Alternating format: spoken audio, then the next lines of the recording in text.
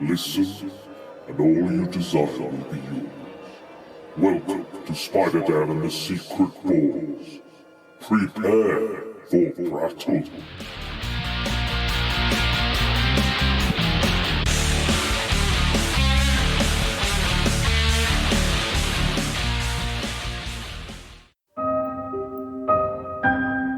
Alter Nativity Stories.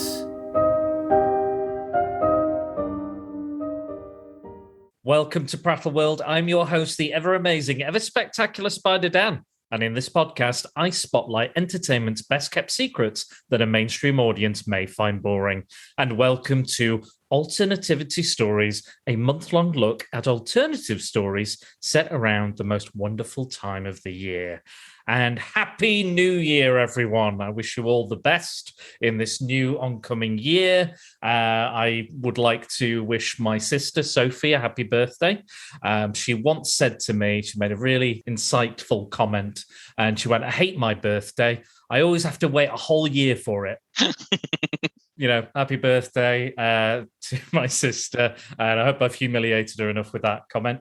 And I hope everyone keeps their New Year's resolutions if they can. And maybe don't set your expectations too high with New Year's resolutions, because sometimes you might not be able to keep them, as I have often found. But speaking of old acquaintances who should be forgot, I am here with my old acquaintance, Dennis Whittle. We're going to celebrate for the first time in Alternativity Stories New Year's, the holiday that comes very close after Christmas, but is maybe a tad disappointing often and not as celebrated as any of the other holidays, Hanukkah, Kwanzaa, you name it, any of those.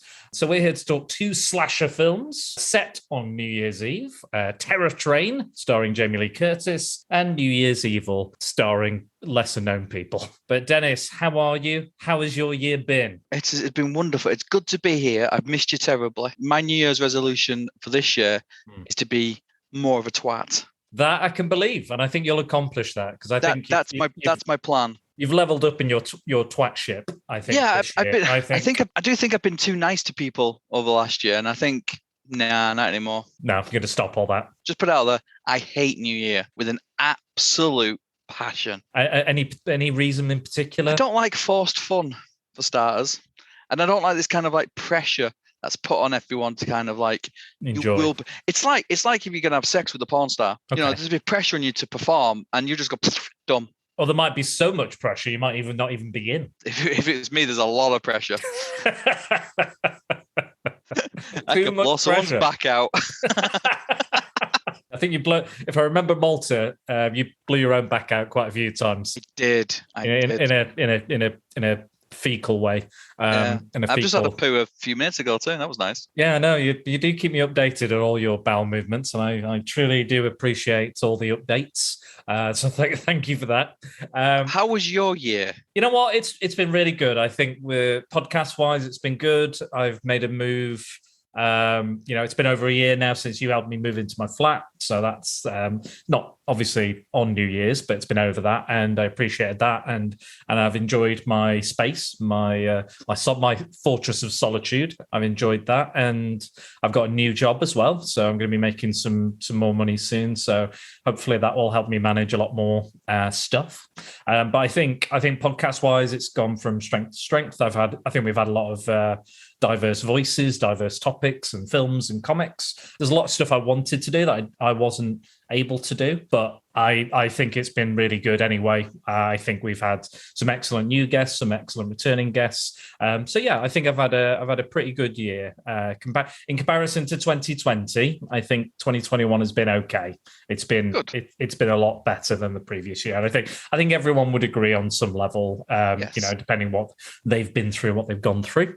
I think it has been a step up in terms of years. Anyway, Jesus, you've really brought the tone down, haven't you, mate? I know. Anyway. I was just going to follow up and say, if anyone walks into your new abode with a black light, they're going to be shocked. Well, the walls are already a kind of a pale blue. Yeah, so, like a Jackson Pollock. Or like a Jackson Bollock. Well, hey. Anyway, moving on. Emptying those bollocks out all over the walls. Anyway. I almost joked then. Trying to kill me. See the new year in us, kill his friend. Do you have any resolutions apart from not being a twat? I don't really do resolutions because I think it puts pressure on you to do stuff. Sure. I'd like to lose a bit of weight, so I'm going to get Amy to move out. A little bit of baggage. Too much baggage. A little bit of baggage. No, I don't know. Don't really have any. I would say buy less comics because I'm not going to keep to that. I would say buy less action figures. Ain't going to happen. Even though I want to be a twat, I also want to be a better person. And I said to my wife today, I said, New Year would be better mental health. I think that's a big one for me. Having a better year. I think you've come such a long way in managing, the issues and stuff. And I know that kind of this time last year was not a good time, really, for yourself. And I think you've done an amazing job, and to balance all the stuff you do, your work, your family life, and still doing silly shit like this with me. I do really appreciate it. This keeps me sane. This is the one. Same here. This is why I'm, and there's a few other guests as well that say, this is really, it does help my mental health. I've had 2 or 3 guests say the same sort of thing. So if I can help in some small way, I can give something back. And I truly appreciate everybody who's been a guest and gives up their time to do this. I almost didn't see the end of the year. Yeah, that is true. That is true. And this has got serious. Yeah, we'll lighten it up later. Yeah. Don't worry, we're going to talk about silly slasher shit in a moment. But it's just good to. I think it's good to. It's not Thanksgiving, but that's another holiday entirely. But I think there's a lot to be thankful for in your year and my year. A lot of opportunities as well. A lot of things have happened and stuff as well. It's been a really good year for me, and I think it's been a good year for yourself as well. So, why? Thank you, Daniel. But anyway. I'm very proud of you, even if you are up in your twattishness. I do appreciate you, Dennis. I do appreciate. I'm getting all misty-eyed. And I've got a Christmas present to give you a little later on the podcast as well. So I'm sure. Well, hey, don't have to bend over for it. Absolutely, 100%. Fantastic. It's the only way you're going to get it on. I believe. Right, let's begin. We've dabbled enough. We've talked about all sorts of shite. But yes, we are here to talk. We're back again, talking about slashers, as we often do. And we're talking Terror Train and New Year's Evil. But before we talk about either of them, I've got to list the reasons that we are doing a Clone Wars comparison yet again with these two similar films. So, first of all, as I've already said, both of the slashers are set on New Year's Eve. I think Terror Train is technically set on 2 New Year's Eves, Evi, if you will. Both released in 1980, only a couple of months apart. I think Terror Train was released in October and New Year's Evil was released in December. Both killers wear masks of famous comedians from the 1930s and 40s. So in Terror Train, we have Groucho Marx, And then in New Year's Evil, we have Stan Laurel is the mask. So kind of these big caricatures of those comedic actors. Both killers' preferred weapon is a switchblade. Both films feature the discovery of a body, which occurs after finding one of the victims' high heels. And both films feature live music played by a band. Well, you could call them bands. Yeah. I don't know what kind of quality we're talking. Plastic band. Right, so let's talk about the first one. Let's talk about the Scream Queen, Jamie Lee Curtis. So this was directed. She did a huge series of films back to back, which got her the label the Scream Queen. So we're talking Halloween, Prom Night, Terror Train, Road Games, Halloween 2, The Fog, all of them. That's how she got this name. And that was in the space of 4 years she made all those films. So here she is again. So tell us the plot of Terror Train. Well, it's based around a practical joke gone wrong. Is that a sinister voice? Is that okay? Yeah, it's good. So basically, Jamie Lee Curtis and a few weird people in a frat house, medical students, which you should always be wary of, do a prank. The prank goes horribly wrong. You have a couple years skit, and it's New Year's Eve. They're going on a little party. Instead of a party bus, they're going for a party steam train. God, these guys know how to party. Yeah. You can steam train with some of the worst fancy dress outfits you'll ever see.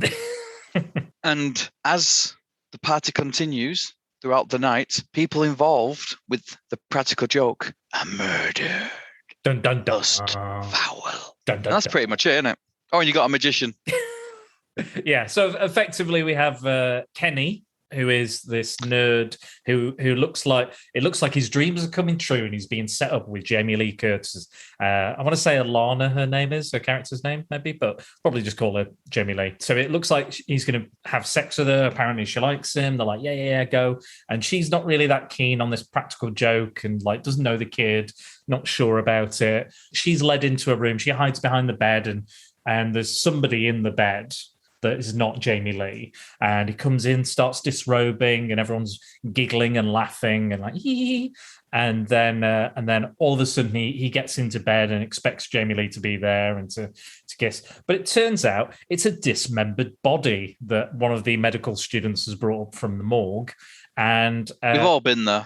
I mean, it happens, don't you? Yeah. Like you know, there's a phrase flogging a dead horse, which is kind of, I guess, is often used if no one's It was Bundy's favourite pastime. Flogging a dead horse. Well, probably. Kenny loses it and does a kind of balletic pirouette. what is that about?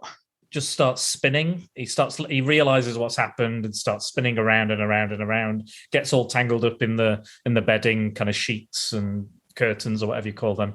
And then we skip ahead 3 years later, and it's still New Year's, and it's all the same people. They've organized this train ride with this kind of costume party, and they're going to see out the new year. And apparently Hart Bochner, who plays a very imaginative title the screenwriters gave him the character's name. It's Doc. I was like, oh, I've got to write about some medical students. I've got to think of some original names.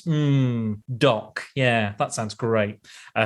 So he plays Ellis in Die Hard, and he plays kind of a similar knob in this. He's the guy who likes playing practical jokes with body parts from the morgue again, still doing that. And he paid for all this, and Jamie Lee's angry because she didn't think it was his idea. It was thought it was her boyfriend's idea, and it's this whole thing. And that is basically the premise. And it's implied that Kenny is still around. He apparently killed somebody before he went to university, and he went to a mental institution, lost it. But apparently he's back, and he's killing people on the train. He's bringing the terror to the train. So what did you think on the whole to this one, Dennis? I didn't think there was much terror, but lots of train. There is a lot of train. I think I do like films set on trains, because I think I do. There's something interesting. I like Horror Express. Murder in the Orient Express. Yeah. Good movie. Horror Express. You've got Snowpiercer is really good as well. Yeah. The only issue I have is like on these trains, there always seems to be. I'm always like, where do they bathe, sleep, and shit? Because it's not always that clear. And And there's a lot of stuff going on this train where the killer, which one part of the film I really do like is the killer keeps changing the costumes after he kills someone. He takes their costume as a new disguise. So he goes from a Groucho Marx to a lizard man to an old monk. And there's all these different kind of changes. So you're never quite sure who the killer is, but you kind of do know who it is as well. And I like that element. And I like that, you're not quite sure, is it them? Is it not them? There's a lot of those elements. I think they could have played with that a bit more. They could have played with that ability, but I won't go into the kind of spoilers just yet, but there's a reason why I kind of think, even though it doesn't make sense, because the killer moves about quite quickly. There's a scene early on where I'm like, technically that turns out to be the killer, but how can that be the killer and them already be there in that outfit? It doesn't exactly track. But obviously they're trying to give you a lot of kind of red herrings, and you think, well, he's a bit dodgy. Doc's a bit dodgy. The killer might be him, or the magician's a bit dodgy. It could be him. There's a lot of kind of red herrings going on.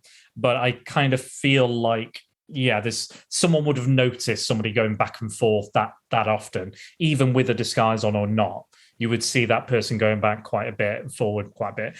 I mean, I'm applying logic to a 1980s slasher film, which is probably my issue. But yeah, there is something about it where I was like, I'm not sure if that would, you would notice somebody coming. Like you said, on those trains, you can open those doors. You have to proper open those old school doors and go in the gap and then open the next door to the next carriage, Do you think the logistics of the train work in this particular film? No, because basically they show you probably 4 different carriages, not including the engine. But when you see the train on like the long shots, it's very, very long. But they seem to be either in the disco, in the magic show, in the bedroom area, in the kind of like posh area where they take back the girls to go, do a little bit of naughtiness. They've got those separate sections for like, there's like private rooms. There's like the regular rooms for people that just even you only see the private rooms once, really, don't you? When they first get on, they're not really kind of shown back again.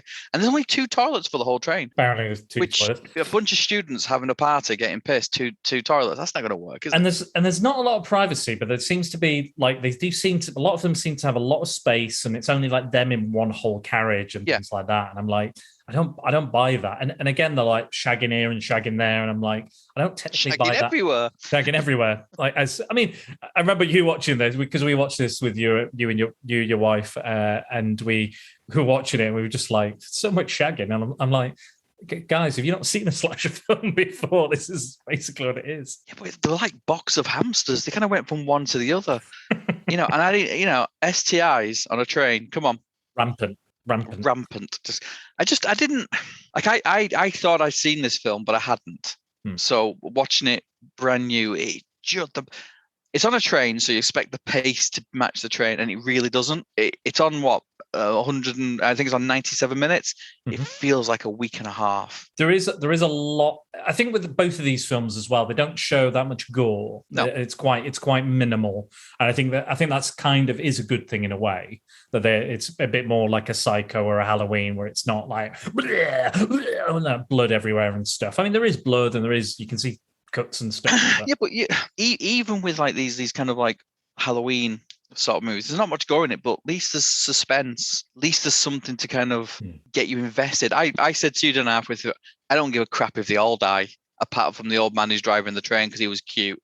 Yeah. The rest, I wasn't invested in anybody at all. I've definitely said this before on the podcast, but I think with a slasher film, you've either got to love everybody or you've got to hate everybody. Yeah. I hate everyone. If you're middle of the road, then it's not going to work. Apart from Jamie Lee Curtis, they're all really bad people. Yeah, they're not great. They're all cheating on each other. They're all being sleazy or weird or creepy. Even her boyfriend, they have a bit of a row. What does he do? Goes to her with the big pants on. Yes, so you have your there's a lot of odd costumes in this. I would have said that. You've got like a Yankee budget restraints, I imagine. Yeah, there's a Yankee Doodle Dandy, there's pirate gear, monks, lizard men, you name it, there's everything. But one of them, as you described, was Simon Cowell, which is just a woman who is wearing nothing but very high-waisted trousers that cover up her breasts. And then for some reason, there's a hand coming out of the top of the trousers. I didn't get that one. No. I was like, when you see like an interesting like Halloween costume, and they're like, I'm this thing. And I'm like, right, Sure, and it's like a turn of phrase or something, or I don't know. I just like really odd, like I never want to go to like I used to hate going to conventions and going as a really obscure character because just people are like, who are you? And I'll just be like, oh, for God's sake, I have to answer the question, I have to tell everybody, go on this website, it's in this comic, and I'm like, oh, it's just exhausting. But with this, I'm just like, I have no idea what half the people were thinking. No, it was bizarre. Like you said, the director of this film has been done quite a bit, and this was his first film. He edited a lot of films for Sam Peckinpah, so things like The Wild Bunch, I think he edited, and a few other films like that. But he would go on to direct quite a mixed bag of films, I'll say. So he went on to direct Stop or My Mum Will Shoot. That's terrifying. Yeah, that's probably scarier than this. That is, yeah, I'd say so. Turner and Hooch. Ah, cute. The Sixth Day, and Tomorrow Never Dies. Oh, quite a varied career he's had. There's more films. I'm just taking those, pulling those out of obscurity. Did I like Tomorrow Never Dies? Which one's that one? That's the one where they try and take over the world using the media. Hair Stamper. That's the one. Yeah, I like that one. I think that's Pierce's best. Yeah, so it's not bad. It's not bad. I think that would work better nowadays, though. With social media and the news cycle and everything, I think there's and data and things. I think there's something to be said for that. At least they don't have an invisible car in it. Anyway, moving on. So you mentioned the magician. The role of the magician in this is played by an up and coming, very young David Copperfield. Not the fictional character, not the Dickensian character, but the magician. I hate magicians. I'm not fond of them either. Hate them. I just think it's fraud. Just fraud, just lies. It is. It's complete lies. If anyone else has come up to you in the street and say, right, I'm going to make your money disappear, you'd beat them up. It's all lies. I'm going to cut your wife in half. No, you fucking not. No, they go, oh, it's illusion, and they're so up their own ass. There is a pretension with magicians. I've met some personally, not just seeing them in a show. I remember I went to see we did a big stage production once for of a little play we were doing, and someone did close-up magic on a stage, and I was like, what's the fucking point? And I remember seeing another magician, and she made out like a big deal that she was a female magician, and I was like, and she used like a stick figure. She went, look at this card, it's a stick figure. That's a bloke, that is. And I'm like, no, a stick figure doesn't indicate any gender, any sex. It's just a fucking stick figure. If you say you're a female magician, that could be a female magician. You don't need to apply anything to that. I've had lots of experiences where I don't think magicians have social skills. So what they'll do is they'll just go, here's my social skills, it's a magic trick, and try and win people over. And then when you actually talk to them, they're weird. The only one I half like is our old friend Dan Burgess. I've never seen him do any magic. I think I imagine it's grumpy magic. He can be grumpy. He can be grumpy on a bad day. He's lovely though, isn't he? I like him a lot. He's one of my favorites. But he's Sarah likes magicians. Sarah likes magicians. I think she likes because with Sarah, every day is a bonus. She kind of wakes up. Oh, it's a new day. Look at the sky. I think she likes the illusion-y side of it. Okay. I think she likes. Oh, did they do that? Well, I'm thinking. Well, it's not magic, is it? It's not Harry Potter. For Christ's sake. It's not real magic. It's not sorcery. He's not a Jedi, for Christ's sake. It's an illusion. He's conning you to think that they've put that coin in that glass. I don't mind magicians that have a sense of humor, but the ones that are like take it too seriously and pretentious about it, I don't like. Much like David Copperfield. And yes, he is a pretentious bastard, isn't he? He is. It's a bit harsh. Tell him. And he's got his eyebrows do all his acting. Yeah, he's got this very over the top hairdo, this big bowl cut thing going on. And how much of a pervert is he? Yeah, he's a bit of a perv. He's a bit dodgy. Apparently, all of his magic tricks were performed, and the camera sees the whole magic trick in this. They're all tricks he would normally do. There's no like editing or special effects or anything. This is just all him, apparently. But apparently, he did struggle to learn his lines as well. Yeah, and I also think he was wanting to give Jamie Lee Curtis a bit of a magic show, I'm going to show you a bit of sleight of hand. Yeah, I'm going to show you how my penis disappears. Jesus Christ. Is that bad? Oh dear. Too far? I tell you what, moving on. Speaking of penises disappearing, Vanity is in this film. So Vanity was like Prince's muse, like one of his several kind of muses he discovered. And very pretty. She is very pretty. And he gave her name, and he said that Vanity is a is, it's like a female. She's like a female version of me. That's why I call her Vanity. But apparently, that wasn't the original name he wanted to give her. He wanted to give her the name of Vagina. But yeah, she went, no, I don't think that'll quite sell. But No.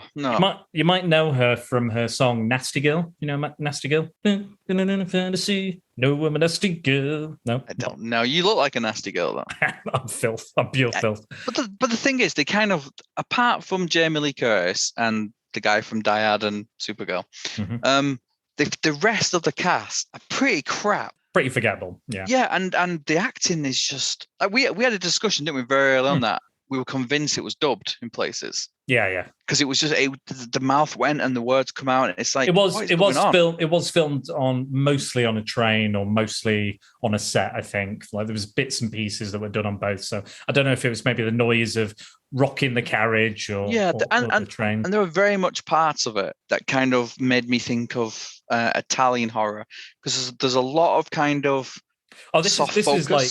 Oh yeah, a whole film is kind of shot in soft focus, but this is also Canucksploitation. So I also think that maybe a couple of the actors maybe sounded a bit too Canadian, and I think they might have dubbed them over just so they could sell it in the US. That's why we just did loads, didn't they? But no, I think it's got elements. Like the last 50 minutes, I thought the last 50 minutes is quite good. Yeah. I thought the pace is good. I thought the kind of cat and mouse was quite cool. Gore was good. The gore was good, but you've got the section where he pulls out her earring and she starts bleeding, and he stabs him in the head. Yeah, and I think because all the way through it, you kind of know who the killer is, because it told you in the first 5 seconds of the movie. Well, apparently they went back and shot a prologue, because initially there was no prologue. It was just, we're on the train. And it was like, and then they kind of like subtly slide in a bit of backstory. I don't think you needed all that kind of mystery and hiding. And like, don't get me wrong, the reveal's really cool. I think it's a good reveal. I have no idea what the guy's motivation is with this spinning around. Every time he spins around, you spin me right round, baby, right round, like a record, baby.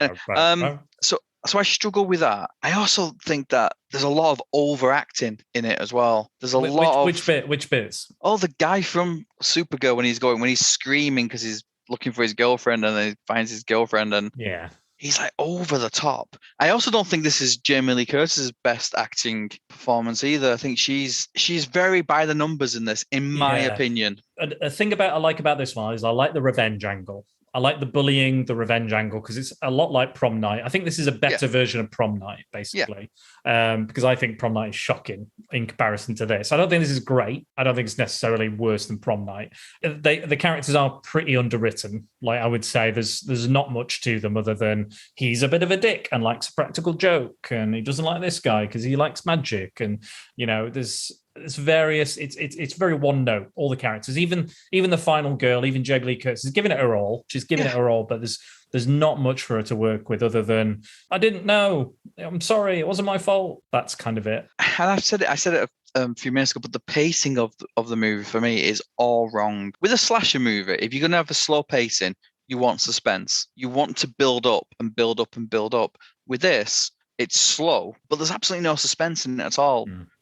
There's no times you go, ooh, didn't see that coming. The thing, like I said earlier, the thing I like is the changing of the costumes.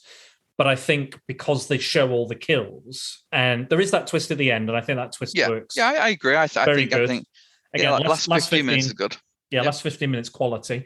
But if you show someone kill the other person and take the costume, then you know what costume to look out for. Yeah. So it's kind of like, well, it's that person. So I think there are elements where there should have been at least one kill where we didn't see who it was. Like it was like maybe absolute random and not part of the revenge plot, but you don't know what outfit they were in, but you find the body, and then they have to work out who it is. I also think there's lines in the movie which is obviously put in there to kind of make you think about, but it's just dropped in. Like Jamie Lee Curtis at one point goes, well, I went to visit him. He killed before. He's like, well, why didn't you bring that up earlier? Why didn't you bring that up before we did the practical joke on him? Well, apparently she visited him after the practical joke, and this is 3 years later. So she found that afterwards. But it's such a throwaway comment. I agree. And there was no need to put that in there that he's killed before, or possibly killed before. Yeah. Yeah. But no, they spend a lot of time outside the train at the beginning, whooping and jumping up and down and stuff. I've never seen a bunch of, there'll be about, 18, 20, 24-year-olds going to get excited about a fucking steam train. Like if that, I believe if it was me as a kid or me as that age, I'd be like, even I would be like, you're a fucking nerd. You're a fucking train spotter. Like that. That's not like, all respect to people who like train spotting and stuff. Come on, I collect comics, mate. I can't. Yeah, we can't really talk. No. I have a friend who's quite keen on trains and stuff, and that's great. And I appreciate that fandom. It's not something for me, but fair play. If you enjoy it and get a lot out of it, fair enough. But if it was me, 10 years ago, 23 years of age, I'd probably be like, fucking trains for a party. I've been to a stag do where we went to an arcade in the Trafford Centre. That was basically it. That was the stag do. So, I've been to pretty crap parties in my time, crap events. So I totally get it. But yeah, it's not rip roaring exciting, is it? Really? No, but I think They also never say where they're heading. No, they don't. Which is, and it seems they use a lot of stock image as well. So you see the train on the same bit of track quite a few times, and the daylight is weird. 1 minute it's pitch black, then it's kind of like just dusk, and then it's morning, but it's very weird to the Doc character explains why they're on a train, because can't get off, you can't run away in a train. The train, they're going for maybe like that claustrophobic stuff, but it doesn't work. Do you think there's too many people on the train? I think there's too many people on the train. I think the ambiguity of how long the train is and all the little rooms. If you want to do kind of like a claustrophobic film, do something like Descent, which you feel, I saw that in the cinema, and you feel the tight spaces. I just don't think you feel this. I mean, there's something you're going to mention in the next film, I'm sure, towards the end, about people not noticing things. And I think there's a lot more of that in this. Yes. Of people just, someone would have seen something at least one point. There's no way. But also, again, we'll get into the reveal at the end in a little bit, but there's kind of a reason why I think that is. Speaking of Vanity and Jamie Lee Curtis, around this time, they were both romantically linked with Adam Ant. Well, that changed the debate completely, doesn't it? Anyway, just a bit of throwing a bit of trivia in there for the people after the trivia. I do find it weird that the two, they have a magician as entertainment, and they have the worst band in the world. Yeah, the band was pretty awful. And again, like your wife Sarah said, this film is stupid.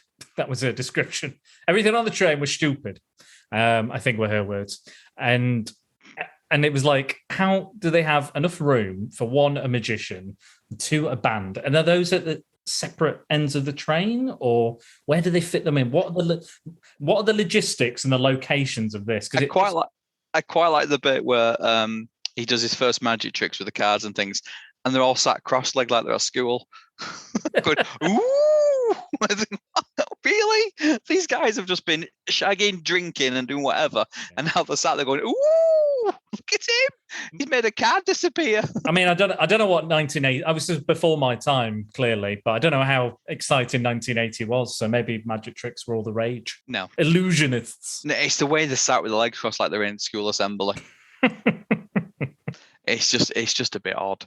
I was disappointed with it because I like Jamie Lee Curtis, and I like kind of films where you can't get away from stuff, Alien and that kind of stuff. Like bottle films where they're trapped in one location, like 12 Angry Men, or as we mentioned many times, if you're going to do that, you need to build suspense. Alien builds suspense. Descent builds suspense. This doesn't build to anything.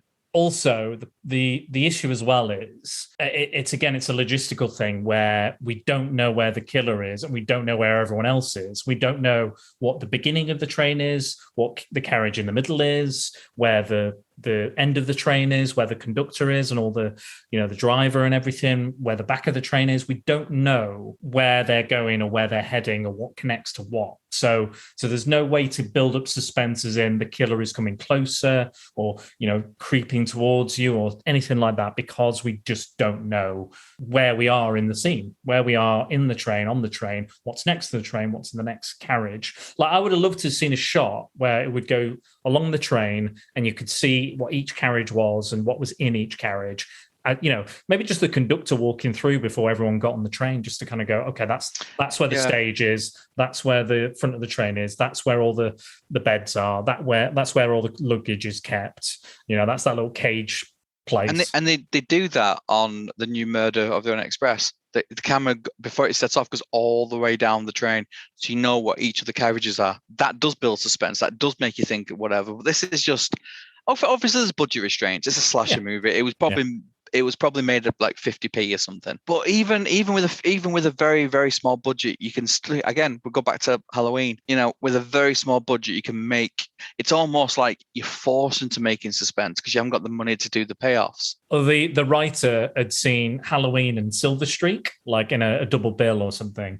And he said to his wife, "What do you think about Halloween on a train?" And she was like, "That's a terrible idea." And he wrote down, "Terrible train." And he was like, maybe not terrible train, terror train. It's not scary. It's not suspenseful. It does have some moments in it. I don't understand when people go missing, nobody misses them. So they all, like, there's a core group of people, including Doc, Jamie Lee Curtis character, girl with a strange name, she called Wimpy or something. Mitchie? Yeah. These are the ones who are at the beginning with the practical joke. They're supposed to be really good friends, yet they're slowly disappearing, and nobody notices. Nobody. And I'll be honest, if I was on a thing with like 5 or 6 good friends, I'd be like, "Where's Dan gone?" "Oh, it's okay, he's dead." I'll be honest. When I used to go on nights out, when I'd had enough, I would just fucking leave. I wouldn't tell anybody. I would just be like, "Yeah, but that says a lot about you." I'm just going.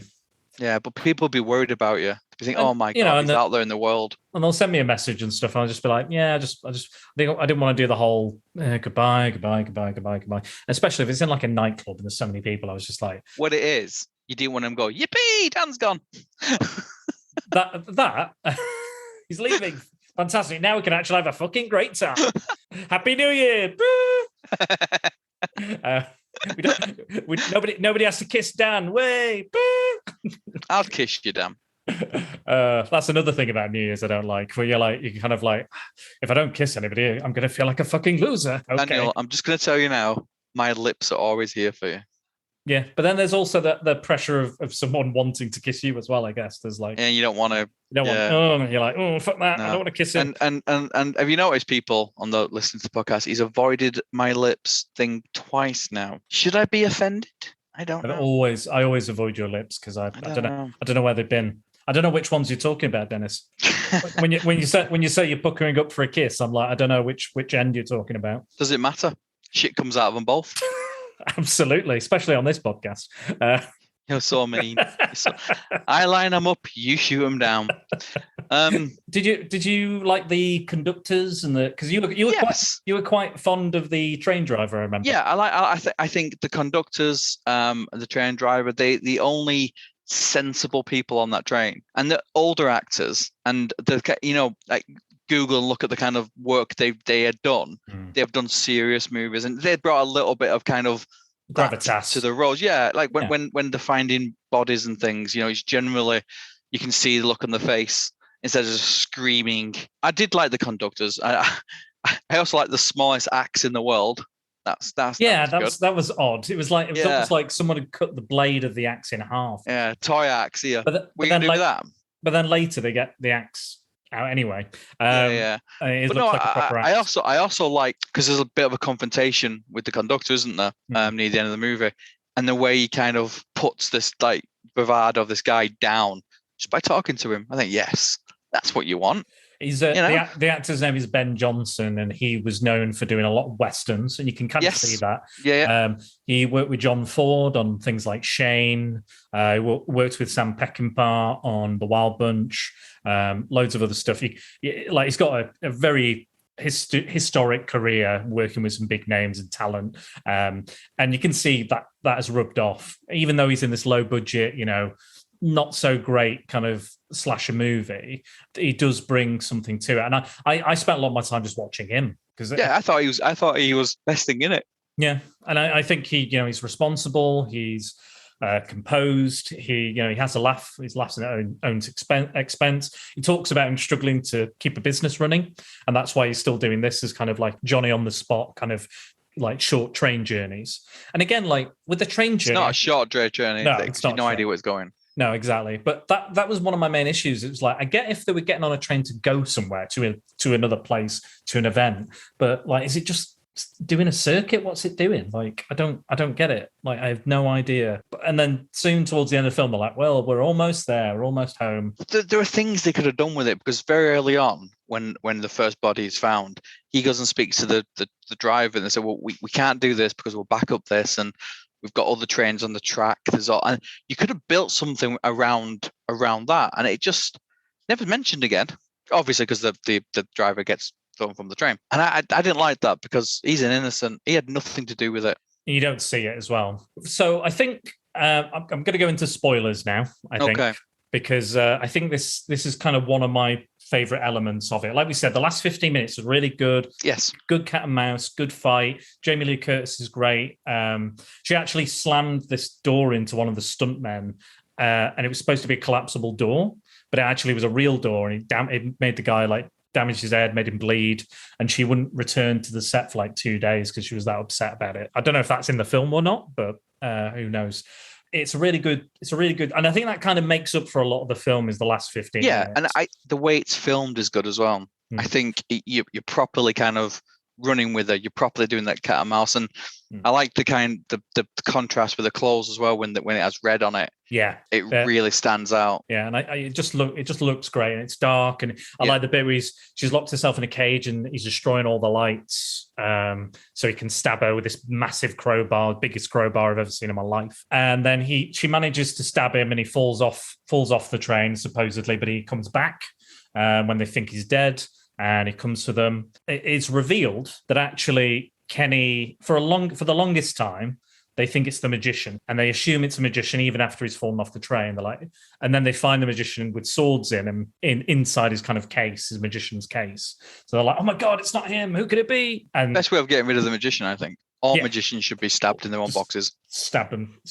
Yeah, very, very odd David Copperfield appearance. And he's very creepy in it. It looks really creepy. He is creepy. He's meant to be a big red herring. So we find out that Kenny is alive. Shock horror. Again, it's not really a whodunit. It's kind of like how they've done it. And I think that plays into the magician thing, because it turns out that Kenny is actually the female assistant, seemingly the female assistant to David Copperfield's magician.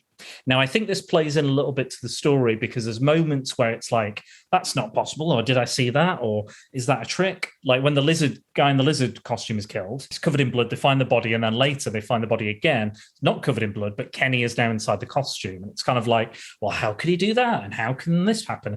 And I kind of like to think that he's that good an illusionist, that good a magician, that those things that you can slip in and out of the costumes, you can make people see stuff.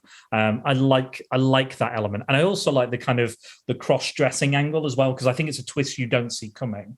Because I think they do it quite well. I think you mentioned there was a masculine features to that particular character early on, and I was like, I'll keep quiet because that's a big twist coming. And then when it was revealed, I think it's almost like a double reveal. It's a double twist. It is Kenny, but it was actually the magician's assistant. So I think I like that. I like the kind of LBGT influence kind of stuff, the cross-dressing influence. I think that's kind of cool. And you could potentially see this, because I think even Doc has a bit of a man crush on his friend who's going out with Jamie Lee. I think you can see that in the film as well. There's a bit of, he spends a lot of time kind of longingly looking at him and saying, we're best friends. Leave her. She's a mistake. Don't be with her. You don't want to date her. We want to be together. Even though he's with Mitchie as well. So maybe, and the practical jokes are part of that, aren't they? Yeah, exactly. And there are a lot of quote unquote jokes that don't really work. There's we're like, oh, this should be funny, or this should be a joke, but it really it's not humorous, and it's not so bad that you could laugh at it because it's humorous. It's kind of it's bad that it's bad. But still, in my eyes, still better than Prom Night. But again, I might need to rewatch Prom Night now, so I don't know. The film ends as the conductor hits him with a shovel. This is the bit you were laughing. We're all laughing at, to be honest. He falls out the train. Well, no, he kisses Jamie Lee Curtis, doesn't he? Spins round, starts doing his spin, spins. And then the conductor comes out, whacks him with a shovel, whacks him again, whacks him a third time, falls out. dives off the train, off the bridge, into some icy water, but it hits the ground before he goes into the icy water, and then just floats away. And that's basically how the film ends. There's no other. There's no other. His little shoes left on the side. Like he was going to need those anyway. Well, keep him warm. So yeah, and you get. And but that's how it ends, isn't it? And then the credits just come up. Yeah, yeah. So that's it. That's Terror Train. So that was. Do you think New Year's plays into it that much? Because I think it feels more like a Halloween. It's more a Halloween or a costume party. Because I've not ever been to a New Year's Eve party where it's been a costume thing. Oh no, wait, I tell a lie. I did like a murder mystery party thing, and that was kind of a costume thing. They only mention it once or twice in the whole movie, don't they? That it's New Year. Yeah, it's not. It doesn't play a huge part. The holiday. No, not really. No, it's a bit. Everything's a bit ambiguous in it, isn't it? Let's be honest. Oh, sure. It's like you said. He's wrote the name of the film down before they've started even doing anything with it. So you can see that very much in the kind of production of it. Is there anything else you want to say about Terror Train before we move on to New Year's Evil? Is there any? I liked the guy with the glasses, the chubby guy who walks around with a clipboard. The Yankee Doodle Dandy. Yeah, I liked him. He was literally a nice guy. He was helping everybody. He did this quite, probably one of the bits that made me laugh, because he does this impression of like a Republican senator or something, which I thought was quite funny. But, and even he offers help, doesn't he? So if you ever feel not because he wants to bang her, because he genuinely is a nice guy. Yeah, like in this, speaking in the kind of Me Too era, like he's genuinely was like, if you feel creeped out, or if anyone's hassling you, just come and find me. Like, he's a genuine friend, like a genuine guy. He's not part of this like fraternity who's bullied. No. He's just a genuine, and he's not a friend. He's not doing to sleep with her or anything. He's just a mate. And also what I like about it is he does what I do. He uses a clipboard to make him look important. Yes. Because if you're walking around anywhere with a clipboard, people take note. And a high-vis jacket. Yes. High-vis vest, and people treat you there. Yeah. I genuinely think you could probably get in anywhere if you have a high-vis jacket. High-vis jacket and a clipboard. Yeah. I'm just gonna be like, yeah. Everything seems above board here. Yep. And then you go, oh, that's bad. Can I see your supervisor, please? Don't make me get him. He's gonna come down here in a second. He's gonna, your ass on the line here. You're in trouble. Yeah. You better let me into this secure area, quick. Go and get Brad or Craig. I'm telling you. So, anyway. Was there anything else you wanted to say about it, or points you wanted to make? I was underwhelmed. That's it. That's all I'm going to say. Yeah. Okay. I wasn't even just whelmed. I was underwhelmed. You're underwhelmed. Fair enough. Well, let's talk about the next film from Canon Films. Yay! We love Canon. New Year's Evil with a bit of an earworm of a song, which you've already heard on the podcast with the introduction.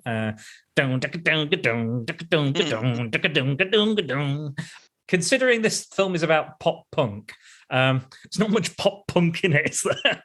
Or punk or new wave, or it's still got a bit of a 70s vibe on it. Yeah, I wouldn't say it's punky, but it's trying to be like, we like punks and we're celebrating punks. I'll tell the plot of this one, shall I? Well, you did last time anyway. No, I didn't. You did. Yeah, I did, and then you went into more details. You always do. Fair enough. Oh, well, do you want to do the less detailed version, and I'll do the more detailed version? No, it's fine. You go ahead. I'm just bitching, mate. It's been a long day. It's been a long year for you, has it? Yeah. Right. So New Year's Evil, it revolves around a TV presenter called Blaze, who is a 40-year-old woman, 50-year-old woman, older woman, 60. Not probably what the punks would be into. The representation of punk music was, I don't know if slightly older people, they'd buy into that if it was a slightly older person being into punk. But that's just my opinion. Maybe they got really into that. They were like, yeah, old punks are great. There's so many old punks about, I'm sure. Anyway, she was more glam, more rock like than glam punk. Yeah, like glam metal, or a bit more Kiss. The very heavy makeup and stuff was far more glam than punk. Yeah, it was more like hair metal, wasn't it? Yeah, almost. But anyway, she has a hotline that people call in. They kind of just say what their favorite song is, I guess. And it's kind of like a Top of the Pops type program, but more, towards the punk aesthetic music and stuff. So she gets a call in from the show of a guy who's calling himself Evil, and there's a voice changer, and he says he's going to kill someone in every time each of the time zones in America hits midnight. He's going to kill another person. Now, I initially thought he was driving to each of the time zones to do this, but you pointed out no, he's still in Hollywood, and I was like, oh shit, yeah, that makes more sense, because I thought it was completely not feasible, the idea. Because speed of sound, wouldn't it, to get across? I did look it up. It technically is possible, but you basically would just have to be on a constant flight to hit New Year's Eve in every time zone, and that's not including Hawaii or Alaska. So the fact that you pointed that out to me was like, okay, yeah, that's a bit more feasible. That, because initially I was like, he's there at the beginning, and then he does a round trip. I was like, how is that even possible? But yeah, you were like, no, he's still in Hollywood, Dan. I was like, oh shit, yeah. Because it's not explained very well. No, it's not. It's not explained. But anyway, so he's doing that, and he's like, I'm going to kill everyone that's close to you, and then I'm going to come for you. You're the final victim. And he's kind of like this misogynistic killer who he scars the breasts of the women he kills and things. So and he has a speech at the end, which is just like, I hate women. Women are rubbish. It's just pure. The villain is just pure misogynistic. Now, what I like about this villain is that you see his face throughout the entire film. Yeah, you know exactly who he is. But there's still a reveal at the end. There's still an unmasking, so to speak. Again, we won't spoil it until later, but I do like that. I like the premise. I think the premise plays in a bit more to New Year's Eve and the holiday of it. And obviously, he's on a very tight schedule. It's on a very tight schedule. Yeah, but is he? He seems to take a lot of time. He does, yeah, it does dick about. So it opens quite strong as well. Like somebody gets a phone call and they're like, yeah, blah, blah, blah. And it's a friend of Blaze she's speaking to. And then she gets switchbladed to death in the shower. It's almost like an opposite Psycho, isn't it? Because he's actually in the shower. I wonder if it was done on purpose. Maybe. I don't know for sure. What I do know is the actor who plays Evil, the voice changer thing that they were trying to use didn't work. So all the vocal stuff he does, that's all his own voice. So he's like, I am evil. All that sort of stuff. He's doing that all by himself. Acting talent. But yeah, tell us a bit more about this, Dennis. Tell us what you liked about it. I like the kills in it. I thought the kills were better. Mm-hmm. I kind of like the premise a little bit better too. Mm-hmm. I like the fact that they do mention New Year quite a lot.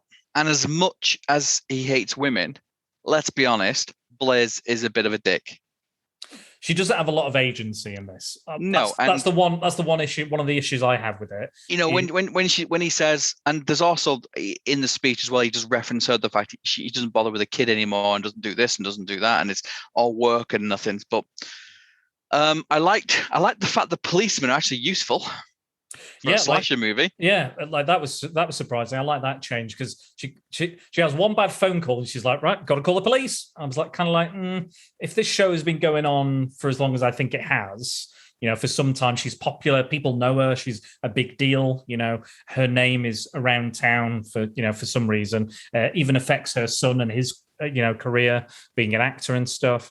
And yeah, but she just she got one bad phone call, calls the police, and they are straight there and they are dealing with it. And they figure it out. Yeah, they actually figure it out. That's detective work. They solve it. Yeah, they solve it. Yeah, which is unheard of in slasher history, I think. Yeah. I think the acting's better in it as well. I think the killer, I think he's pretty cool in it. I think is you can believe that he's mental and that this is what he's doing. My only problem with it is he's on a time scale. Yeah, geez, he doesn't have to take his time. A lot of changing disguises, flirting with women, trying to have sex with them. If you had to kind of have a schedule, you got to do 4 murders. You'll either 1, already have them lined up, kidnapped, ready in a box somewhere. Yeah, I guess. 2, you'd go for the lowest denominator, typical serial killer, like a prostitute or something like that. So you can, because the red sounds awful, but they're on the street. It's it is the 80s.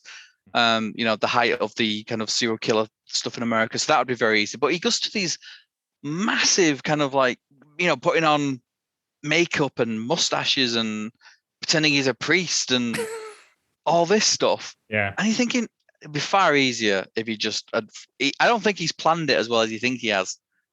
One of my favorite bits while watching it, which came from Sarah, your wife, when he's changing his outfits and she's like, "Oh, he's got a wonky tash on." He's like, "Oh, that's a rubbish disguise. That's a terrible disguise. No one would believe that." And then a couple of shots later, she was like, "Oh, there's another killer." No, Sarah, that's just him without the tash on. So, yeah. She was like, "Oh yeah, Sorry." But no, I and it's.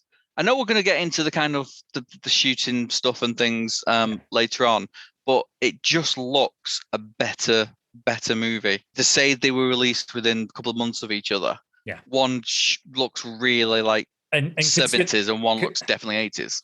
So Canucksploitation is like, if you don't know, was that Canada were giving people basically a grant to make films in Canada. Whatever they wanted to make, they were just like, "What do you want to make? Here's some money, go." And David Cronenberg came out of that. Black Christmas and Bob Clark came out of that. A lot of big talent and stuff. So it was very much like a fast book: get in, get out, do it. And Canon was kind of a similar nature. It was like, do it quick, get it done, bash it out. But apparently for this one, they were mostly left alone to do what they wanted with this film. They were mostly just like, we're busy with other stuff. We've got other things going on. Menahem Glohan, I think that's how you say it.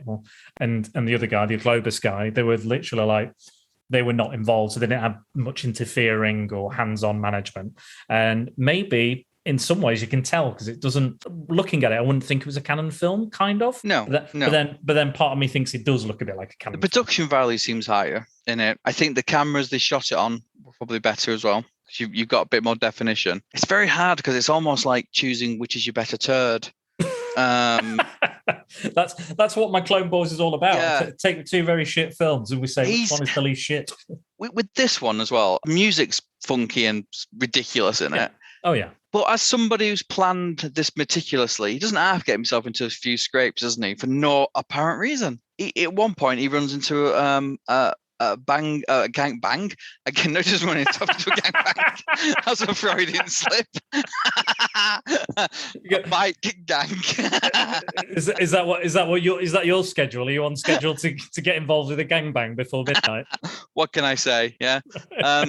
But it's like it doesn't forward the story on at all. Okay. Really, apart from the fact he then kidnaps a car. Yeah, makes another kill. And that's the thing what they talk about. My big issue in comparison with the other one is that Blaze, like you said, is a bit of a dick. She's pursuing a career. She's ignoring her son. We need to talk about the son. Yeah, don't get me started just yet. But for me, she has no agency. She's constantly surrounded by police. She never actually fights off the killer at any point. She never runs away or escapes. She's always knocked out or on the floor. Like in the finale, she's got fuck all to do with it. There is a good sequence where she goes up in a lift when she's chained to a lift, and that's going up and down and might kill her. That's great. But again, she's got no agency. She's been a total dick. She's panicked. She's been scared all the way through. I don't identify her with as much as kind of Jamie Lee character in that, who I feel sorry for because she's not really a part of it. But in this, I kind of was like, I'm not like a misogynist, but I was kind of like, I just don't like the person Blaze is, not because she's a woman, just because I just don't. She's a dick. There's not a point in the film where she does something nice or like I think they call it like save the puppy moment or something like that in films where it's like, oh, even though they're not a great character, they've done at least one nice thing. And there's not a point in this film where she does a nice thing, really. She just finds dead people and goes, I'm going to get killed. The nicest thing she does in the film is that weird dance on stage. Yeah. And even then, it's just like this weird kind of like, oh, hey, I'm going to do I'm funky and I'm cool. Yeah. Like it's like your mum trying to be cool. She's like, and now we're going to play Green Day. It's a bit cringe. It's a bit Pornhub. Yeah, it's a little bit the acting there. Like I get what she's doing. She's like, it's almost like she's doing good acting while doing bad acting. You know what I mean? So I understand that, but it just, again, I think it's just, I don't buy it as a punk station. Like, as a punk program, I wouldn't like. I don't think punks would turn in to watch her. I don't think she's that punk. But something that both films have in common, which you haven't mentioned, is the very poor dancing.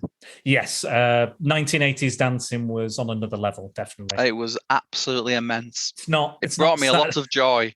I mean, prom night's worse for that. It's pure disco prom night, which I think is much, much worse. There's like very long dance sequence in that, which is horrific. But yeah, so there is that. I have an issue with that. And the son is like, again, another character that's just batshit crazy. Like, you meet him, he's very nice. He's like, "Hey, Mom, I need to tell you something." She's like, "Yeah, I'm too busy. Walks away.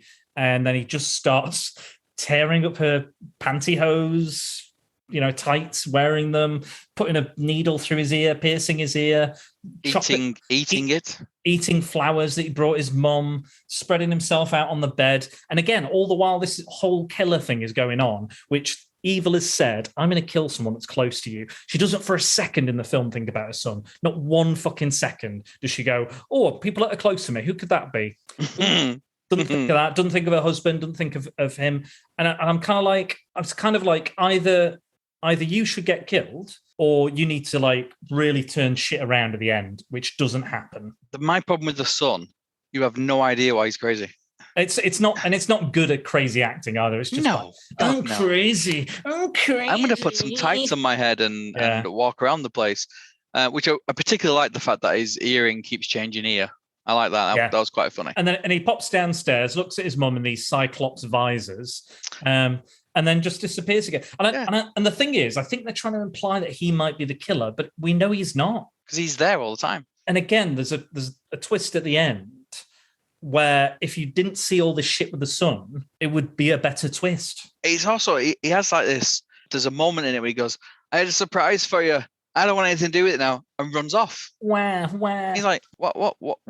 What's happened there? Has he just, has he had a hissy fit? I think this could be a good opportunity to kind of talk about the twist, because I thought the twist was great. I didn't see it coming. I'm usually quite good at guessing. Yeah. But I really didn't see this one coming at all. And it was a pleasant surprise. Sarah didn't see it coming at all because she can't tell mustaches from glasses from anything. To be fair, you guys didn't see that other twist coming with the magician's assistant on the terror train. No, but it wasn't as... You knew it was Kenny. Surprising, yeah. It wasn't as surprising. You knew technically the killer was Kenny, but you didn't know it was going to be as the assistant. So again, how many wigs did Kenny have on? About 20. That's just weird. Tell us about the twist. You tell us about the twist. Okay. So obviously we've seen the killer's face throughout the entire thing. And again, he does wear a mask, but it's only like in the last 10, 15 minutes. And we learn as he's finally in the room with Blaze, he's wearing the Stan Laurel mask. He's got his knife out. He's going to throttle her or whatever. And she turns around and she screams and she's like, "Ah!" And the policeman's outside the door, and like the whole thing is on lockdown. People aren't allowed to leave. The psychologist has come in. Like, the police are actually doing their fucking job for once. Like, literally doing everything a fucking police should do in a slasher movie situation. So again, I did appreciate that. He goes in, takes off the mask. He's like, it's me. And she goes, "Oh, Richard." And it's her husband. It's her husband who is evil and is coming to kill her and has been killing all the way through. And we get reference to him a couple of times throughout the film, very briefly. "Where's Richard? Yeah. I want my husband. Where's Richard? What's he doing? He won't be here for later, till later, blah, blah, blah, blah, blah." And and then we have, he knocks out the policeman. After the policeman is reported that the husband is there, they find his abandoned car next to the dead woman. So they figure out, again, like you said, the police figure out who it is. Yeah, because like the sergeant, he comes out and goes, "How did you get in?" I spoke to the agent. He's like, "Really?" Goes off. "Can someone just get me the agent, please?" Yeah. Straight away, he's on the ball. He's like, "Yeah, exactly. Are you sure you're in the right movie?" I loved it. Again, it's a nice twist, nice twist on those genre tropes, which you see day in, day out. Like they go, right, well, the police are involved, but how can he get past and how does he get in? How does he do that? And again, he's sort of planned this out because he's got the electrical gear and gizmos, and he's tripped the elevator in a way. You know what? I didn't like that, because I think even in the 80s, I would have hoped elevators were constructed better, that if you stuck a screwdriver in them, it wouldn't just make them go up and down constantly. That's it. So I was like, oh, really? And the fact he could just go into the feed of the camera inside the lift by clipping some, crocodile clips to a bit of metal. So yeah, I'm gonna stick my screwdriver in here and move it up and down. He corners Blaze because he's been making recordings of all the kills he's made, and he's played them, and he's played them live on the telephone while he's on the phone with Blaze. And they've not been like cross-referencing those calls or just like seeing who's on this line and who are they and are they crazy, and they're like, you've got to keep him talking, all this stuff, we've got to find him. And they do keep finding the bodies throughout. Again, very good police work, especially on New Year's Eve as well. It's probably at its busiest. But yeah, and he corners her and he kind of explains all his misogyny. He's like, women are deceitful and evil and manipulative. And he's like, and then she's like, it's you. And he's like, yes, I'm evil. Which I think is probably my favorite. It's my favorite line delivery. Yes, because he's not like, yes, I am evil. It's like, yes, I'm evil. I'm evil. I'm evil. I'm evil. I'm evil. Those things, yeah. I'm evil. So again, it kind of works. And then it's a bit like, and again, he goes on and on and on. And he talks about how his son's been, trying to get a part in a series, a lead part in a series, and he's not used Blaze's name to get the role. He's done it all on his own. And he's just like, you just ignored him. He's tried to tell you, and da-da-da-da. Again, we don't see the son and the father interact, which coming towards the end, I think we needed a bit of that. Just one scene of them interacting would have helped. And there's another great line. He was like, I can hear your heart breathing. I don't like that. Yeah. I quite like that, yeah. Your heartbeat. I can hear your heart. Yeah, hear your heart beating. I don't like that. I don't like that. Some of the delivery is brilliant, and it's quite comedic and quite fun. He's having a blast, clearly. Yeah. And then he gets cornered, and then they shoot, and he ties her to the elevator and sends her up and sends her down. How did he get that head up there? God knows. But he's got cameras in there as well. He's got a camera in the thing. It's all wired up. It gets a bit silly. And I will say this: I think I prefer the finale Terror Train to the finale in this, because it just becomes a shootout, and it's a very generic shootout. He runs upstairs. And then they corner him on the roof. He recites some Hamlet for some fucking reason, and then jumps, and he's dead. To be fair, the last 10 minutes could be TJ Hooker. Absolutely, yeah. It's just very generic. I think the rest of it's been really good, but that was the bit where I was like, "Ooh, you've let it." It's the reverse of Terror Train. Yeah, Terror Train's a bit crap all the way through, and then it kind of flips, and then again the son picks up the mask, and he's having all the problems his dad did, even and he's like all that shit, and then. Seconds later, they put Blaze in the ambulance because she's again fucking useless in this. They put her in the ambulance and he's going away, and they're like, right, set off to the hospital. And then the son is wearing the mask and has killed the ambulance driver in front of 1 million people. Yes, they're all looking at the ambulance, and not one person thinks, why is Stan Laurel driving that ambulance? Has anyone seen that? And it's so that it's frustrating stuff like that, because to me it's just lazy. It's a sequel. It's a sequel hook. Speaking of sequels, in the original credits there was a tease for another Cannon film slasher, which was called "Be My Valentine or Else," and that did come out. But not under that title, which I believe they changed it because of My Bloody Valentine, which came out at a similar time or the year before. And it ended up being called X-Ray or Hospital Massacre. It's a completely different killer, completely different storyline, but it is a slasher from Cannon. So we could always look at that one in the future if you wanted. Yeah. I like a good slasher. You do like a good slash. And that's the end. It kind of ends there. And obviously the song plays quite a lot. So the song is in it a lot. It's a lot of a lot. And it's the least punk song ever. I don't mind it though. It's like I don't mind it. It's shit. Like it is shit. But it's kind of like I still kind of like it's like a Christmas #1 type song that you absolutely hate, but you end up singing it. Do you know the title New Year's Evil has been used quite a lot actually, as a not in regards to this film, but in lots of other places. So twice DC Comics have used New Year's Evil as a title. So there was a set of comics that were released about villains that was called New Year's Evil. There was a kind of a holiday special they released the other year called New Year's Evil. WWE, WCW, NXT have all had events called New Year's Evil. There was a Dragon Ball Z marathon on Toonami, which they called New Year's Evil. There was a 2020 film, and there was a Nancy Drew and Hardy Boys mystery novel called New Year's Evil. Hardy Boys? Not the wrestlers. Was it as in the Hardy Boys? No, not the wrestlers. The mystery, the soul. Right, mystery. yeah. I just thought, God, he must have been in a lot of drugs when he wrote that. And also in the cinema, when he's hiding out in the cinema, it says that Blood Feast is showing, or is a trailer to Blood Feast. Yeah. That is not Horschel Gordon Lewis's Blood Feast, a famous Blood Feast. It's actually a Italian film called La Dama Rossa Uicide Sette Volte, which they renamed Blood Feast and distributed as Blood Feast.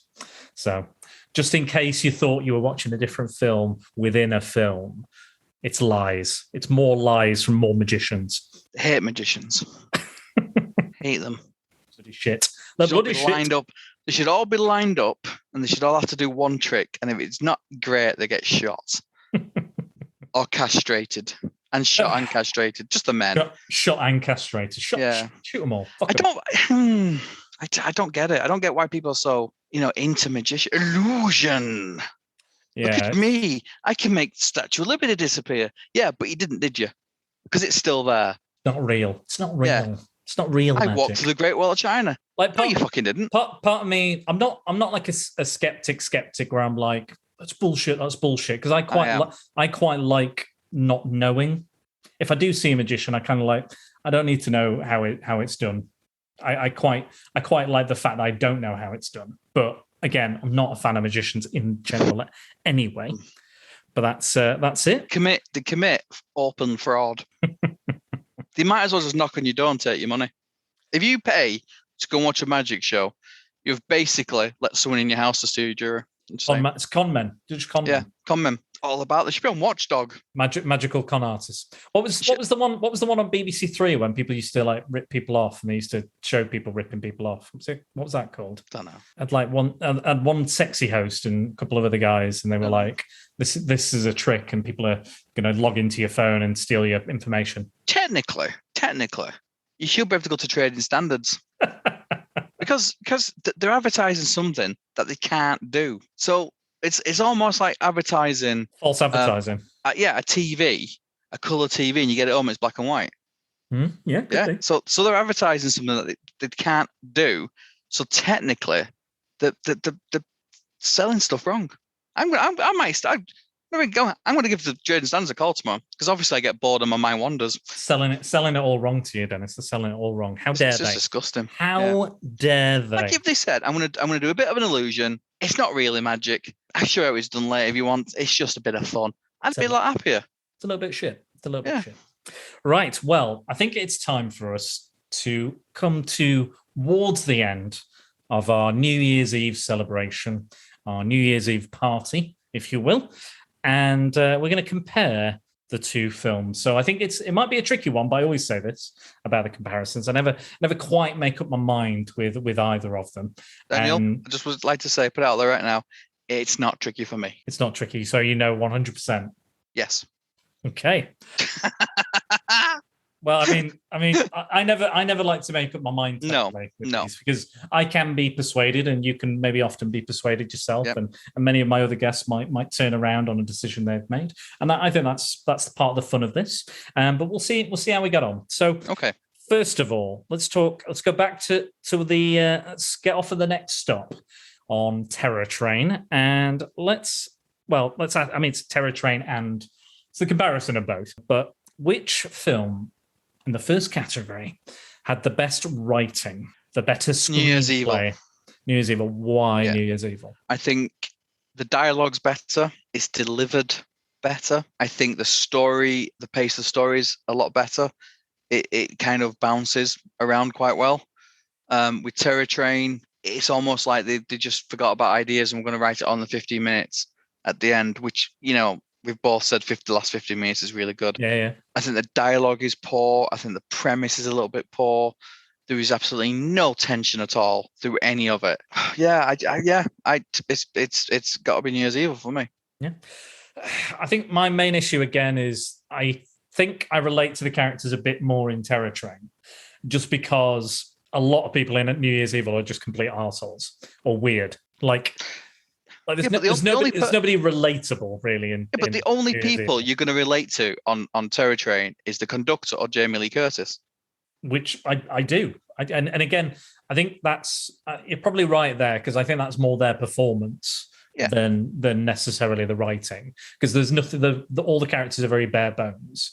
But then, like, what's the point of having that? Just him being weird, like. It was like the director was like, just be weird. But again, that's not necessarily the writing, I guess. It is definitely funnier. Like when he picks up the two girls and he's trying to kill them before midnight hits, and you can feel his frustration. And she's like, meditation cured her nervous diarrhea. And all you that have sort of stuff. You have that kind of bit of a jump scare in it, after that bit as well. Yeah. Which there is absolutely no jump scares in Terror Train at all. No, the kills are a bit like, it's just like, oh, it's happening. There's no real jumps or shocks, and the build-up isn't very good to those. Like the bit where Doc's being attacked and he's searching for the killer in his room, and then just grabs his foot and stuff. It was like, oh no, shocked. And even when what's more terrifying was his footwear. Even the bits where it's like it's almost like it lingers too long on the shots a bit. Yes, but yeah. Again, that's not necessarily writing. But, writing for me, I think the pace issues with Terror Train are an issue. I think the dialogue in Terror Train is pretty non-existent. At least in New Year's Evil, you do get a little bit of character development with the main characters. Even if it's just a crappy misogynist monologue at the end of it, you get the reason why he's doing it. True. I mean, I understand why Kenny's doing it. I get that he's proper, like, no, I wouldn't want to be in a situation where I'm going to have sex with a dead body. I don't want to ever be in that, and that might mess me up as well. So I understand. I relate to that. But the thing is, I don't know. It was almost too forced for me. Terror Train within the writing.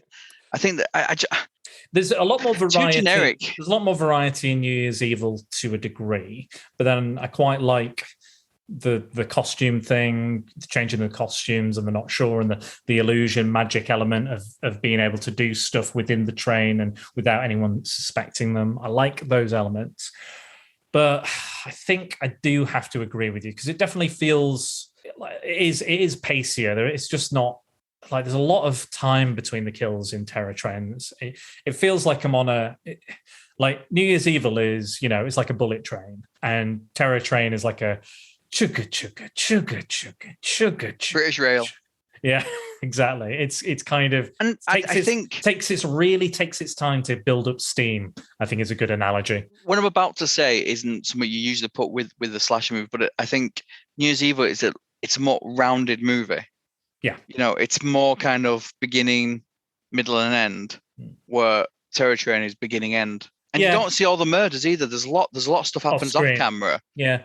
That is referred to. There is a couple like that in New Year's Evil, but I think they're presented in a better way. I think. Yes. But yeah, I think I have to go with you. I think even though the characters, I think some of the characters are written poorly, in New Year's Evil, I think everything else kind of works. The killer works, the comedy works, the plot works. There's a lot of stuff I like about the police and the idea, and I do think they've kind of like rammed punk music into it for some reason. I feel like the script had no punk music in it for a while. Well, we watched the documentary about Cannon. You can believe them just saying, put some punk music, it's popular. Is anyone breakdancing? Put that in it, quick. Yeah, put that in it. Yeah, do that. Quick. But yeah, so I understand that. But yeah, I think I'm going to agree with you and go with New Year's Evil for the writing, because I think on the whole, the script is tighter, it's better plotted. Even if the characters are bizarre and do fucking stupid, weird things, I think the humor works and everything works. There's tension, it's tight, it's compact. Yeah, again, it does let itself down a little bit in the final act. I kind of think that felt a bit rushed to me, the final act. But I enjoyed it. Run out of money. Yeah, could be. But yeah, I definitely enjoyed that. In comparison to the two films, I enjoyed the majority of New Year's Evil over Terror Train. The majority of Terror Train. Okay, next up, acting. Oh God, who does the best acting? New Year's Evil. because as we mentioned before, in Terror Train, you've only got two people acting.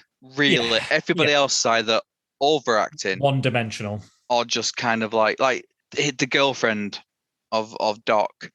All she's basically doing is walking around wanting to shag. And I get it from a point of view that it's a slasher movie, the teen slashers and this and the other. There's no kind of the dialogue is dreadful again in a lot of it. And the bit when he's screaming, there's no development. No one at the end of this film is changed in any way. In the end of Terror Train, no one is, no one's come to a conclusion or learn anything. It's just like it ends up really suddenly as well. Like it's just like he's dead. End of. Like there's no like.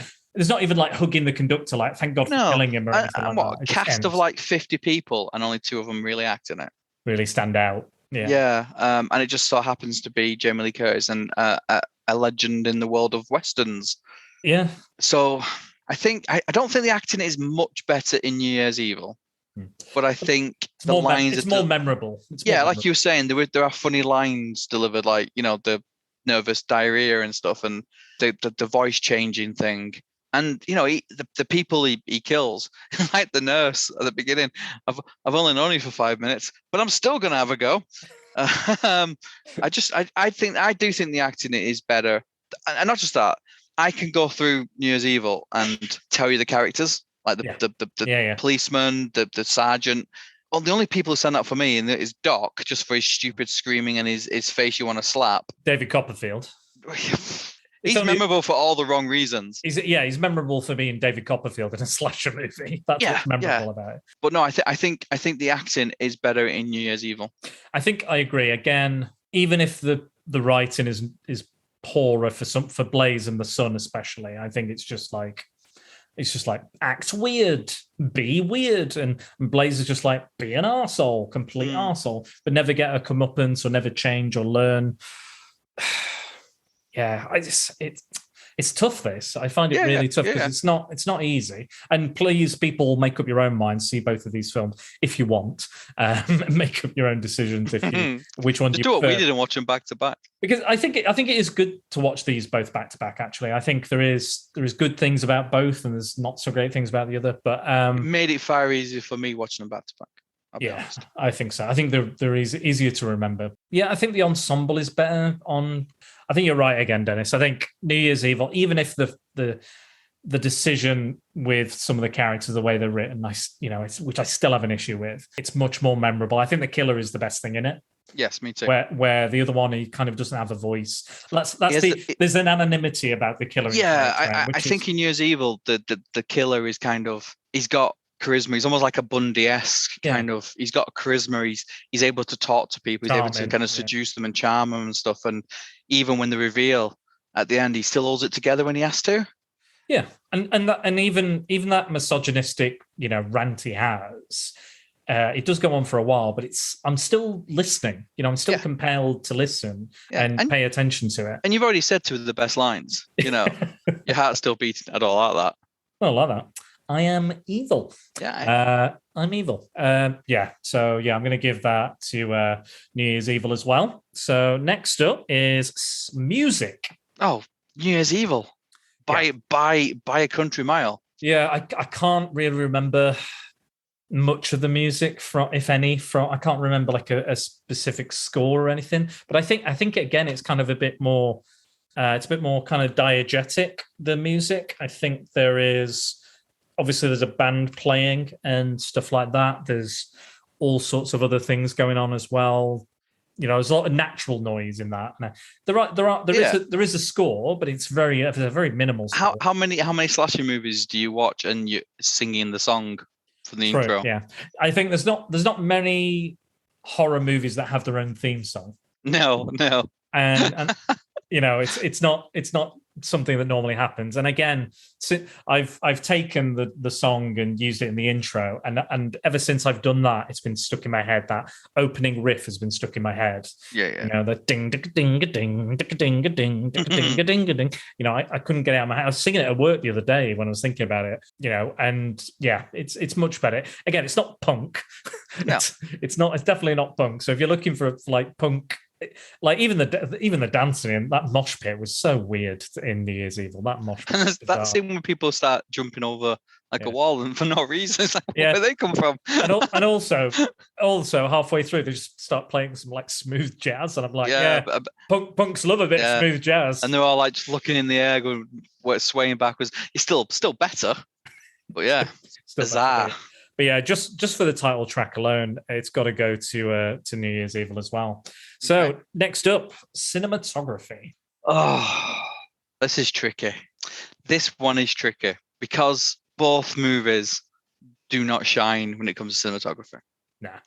You've got Canon, which it looks a bit plasticky, I think. Bit TV movie. Bit movie pristine. of the week. Yeah, a bit pristine. Like Dallas. Like Dallas yes. or something. Yeah. And then you've got the whimsical soft focus, the long carriages, which I don't think are used as well as it should be done in Terror Train. It's just like cut to an establishing shot of the train. And then go inside. I think if we look, I think the lighting is better on Terror Train because there are scenes where they use shadows very well. I think the setting on the train, you're gonna have to use better cinematography than at Los Angeles. Yeah. I think just you're gonna have to be cleverer the way you do stuff. Oh God, I don't know. Can you shine a turd? I think I'm gonna have to go with Terror Train. I think just because it reminds me of the Italian horror stuff, which I love. Yeah, they've definitely made a choice. I get what they're trying to do a little bit with New Year's Evil because it's a TV studio. It's supposed to be fake. It's LA. It's all that kind of bullshit and stuff. There is something to that, but it's not as unique. And there's a lot of steady cam use as well. There's a lot of you're using the killer's perspective and things. That's not necessarily really done in New Year's Evil. But yeah, at least I don't know if there was any specific choices where I went, oh, that's interesting. Well, like we said, New Year's Evil. The contrast on the end chase of kind of like the blood on Jamie Lee Curtis and on her face, and I thought that looked really cool. And smashing the lights. I mentioned shadows. Mentioned the soft focus. Bit too little, too late with that one, though, isn't it? Yeah, it's just a shame they didn't make the carriages look more like tunnels, like they do in other movies, because I think that would be better. The use of stock footage just lets it down as well. How many times you can film a train going past the same thing, and then we'll use it again and again and again. If you're on a train, so just take 30 seconds from wherever you go. It's dead easy to do. But I do think with New Year Evil, it's very much a product of the 80s. Early 80s kind of stuff. It is crisp. It does remind me of Movie of the Week, like a Hallmarky type thing. It's very crisp. It's very clear. It looks like it was filmed on a TV studio. Most of it, because it's supposed to be. I imagine it was, and that's the idea. But I think I agree with you. I think I think by a pubic hair, it's going to have to be Terror Train. Yeah. At least again, they made a choice. It's an unusual choice. It's almost like a Tony Scott film. It's a bit like, I don't know what that is, kind of steamy or misty, as that. Yeah, and that soft focus gives it that appeal. And I did like that. I like when the lady gets killed in the bunk bed. That whole scene is really well shot. From the hand to him, the focus from above, her not really knowing what's going on. Then you got the blue curtains and stuff. So I think just really for that scene, I would have to give it to Terror Train. Yeah, I think so too. I'm agreeing with you a lot. Like on I know I don't like this. I don't like it either, Dennis. We've got to stop. Right, final one. Direction. Which film was better directed? Oh, New Year's Evil. And why? There's a lot more elements to it. I will give this to Roger Spottiswoode of Tomorrow Never Dies. It was his first film. Yeah, so I'll give him that. You've got he wasn't stage. You've got on location. You've got the driving scenes. You've got the murder scenes. You've got the jump scenes. You've got kind of the use of shadows in New Year's Evil is actually it's not often, but I think it's done better. Yes, that bit when she's walking around the convenience store, that's really cool. Yeah, I think you can tell somewhat the Terror Train is a first-time director, and I imagine Terror Train was probably done on less of a budget than New Year's Evil. But the fact is, New Year's Evil, Terror Train is on a train, and they don't make it as interesting. No, they don't use that environment. No, and I think do anything with it. I think a director would look at, both you and me have said they should use the tunnels. They should use it, make it more. Yeah. Didn't do any of that. But with sounds silly, but with like New Year's Evil, Los Angeles is sleazy, and that comes out of it a little bit. Oh, absolutely, yeah. There's definitely there's a sleazy feel to it, Yeah. and the idea of him and the misogyny makes it a bit more sleazy. The way things are approached, the way things are done, the way things are said, and again, the shots in all the different locations are done expertly. Yes, like no matter what you say about the rest of the film, every scenario, every location is shot to the best it can possibly shot it. And I also it looks more polished. Yes, and there's no in Terror Train. I know it's difficult, but there's no establishing shots. You don't know where they are. Like before each moment he does what he's doing, there is established shot. Right, he's at a bar. He's doing this. Where he's is down, he? down. Yeah. He's What's doing the this, location? Yeah, so they have these lovely establishing shots. So for me, it's New Year's Evil again. Yeah. Well, that's 4 to New Year's Evil. So we have. So do you agree with me as well? Yes, I do agree with you. That's 5 out of 5. You agree with me? No, 4. 4 out of 4. Well, I mean, no, I do agree 5 out of 5. Sorry. I thought you meant New Year's Evil won 5 out of 5. 4 out of 5 is the winner. No, I agree. I totally agree. I think you know what's interesting about this? What's interesting about this particular Clone Wars is that I've seen both of these movies before, and I initially preferred Terror Train. So what changed your mind? Well, I think the direct comparison. Yeah. And I think the fact that you cleared up the inconceivable thing of him driving through all the time zones. So it wasn't my wife's bitching. No, not at all. I mean, does that change your mind a lot? It depends what she's bitching about. Fair enough. But no, I think New Year's Evil. Yeah, I think the direct comparison, because I watched it, I didn't watch them back to back the first time. Yeah. I watched them like years apart. So I remember really enjoying Terror Train and the idea of it, and like New Year's Eve, I was like, it's fine.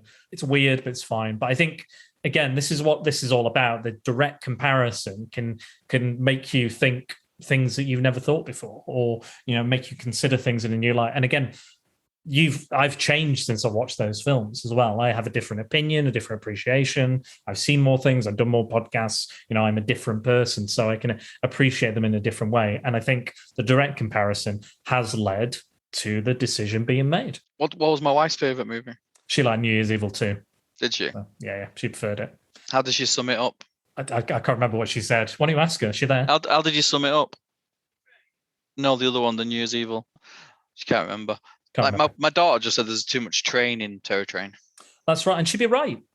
But I mean, if you are going into a film called Terror Train, it's how you use that train. It is. Come back to the same thing again. I think its biggest flaws is it doesn't use its strengths, which is you're in a confined space, claustrophobic. You can't go anywhere. Nobody in Canada can hear you scream. So there's a lot going there where New Year's Evil uses Los Angeles, uses the sleaziness of it all, uses that 80s kind of drug-riddled, misogynist crap. What Los Angeles is kind of famous for back then. But I just think it's hard to say that New Year's Evil is a much better movie because I think for me it's a tight race anyway. Like it's a really tight race for me because they're not like neither films are incredible, but I think as slasher films, I don't expect much from a slasher film, like most slasher films. But yeah, there's stuff I like about Terror Train, but I think it's more.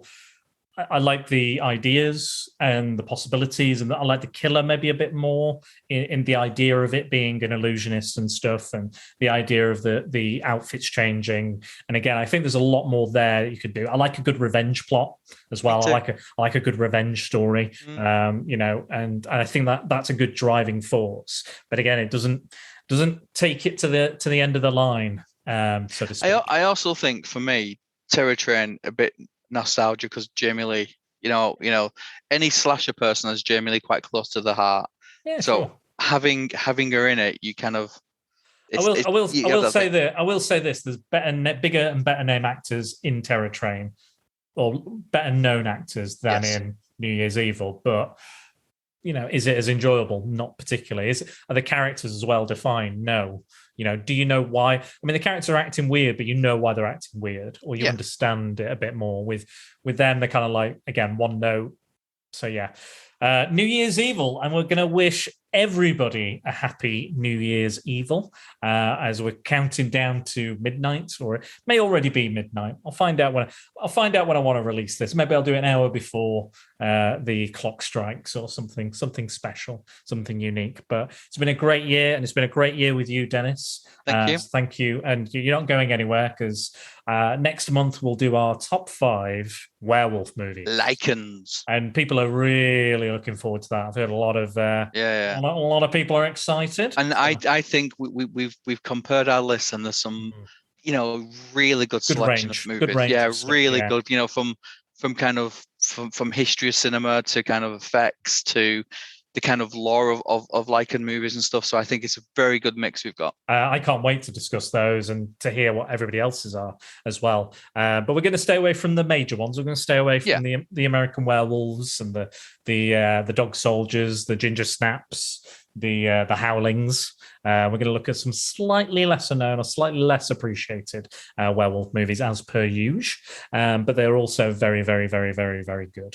I've enjoyed rewatching them. So I forgot how much I liked werewolf movies.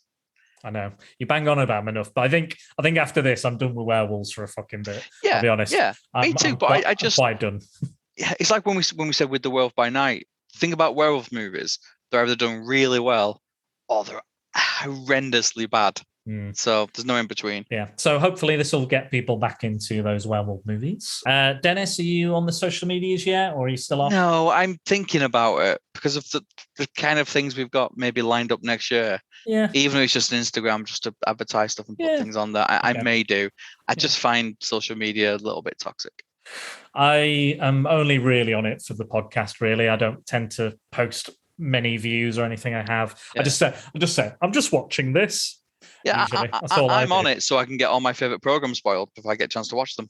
Absolutely. That's what it's all about. Well, you can find me on my social medias at Secret Balls on Facebook, at Dan_Balls on Twitter. Instagram is at SpiderDan Secret Balls. And don't forget to use the hashtag #PrepareForPrattle. And for everything else you need to know about the podcast, swing over to SpiderDanandTheSecretBalls.com on the World Wide Web. I'd like to thank my patrons on Patreon.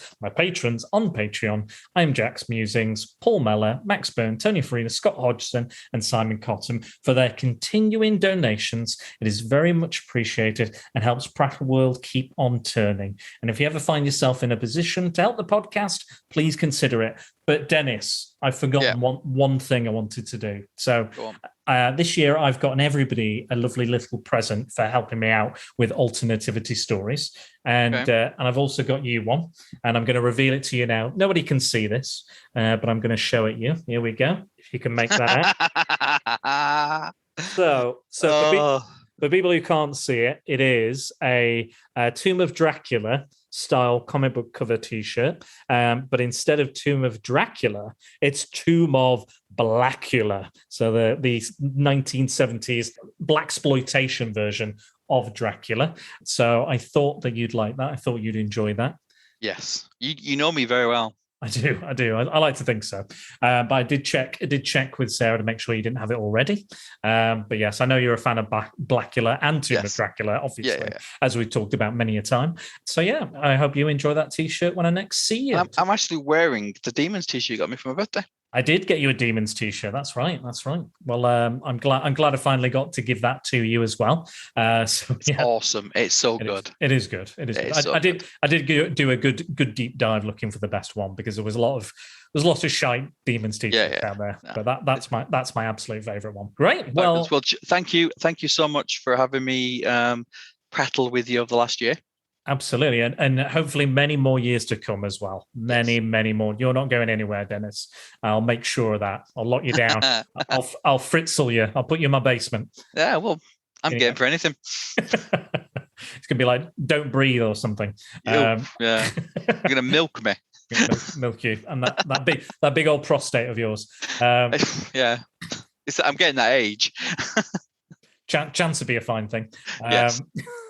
Anyway, wish everybody a happy new year. Wish my sister Sophie a happy birthday. Have a good one, everyone. I hope you've enjoyed us talking some absolute bollocks. So good night and God bless.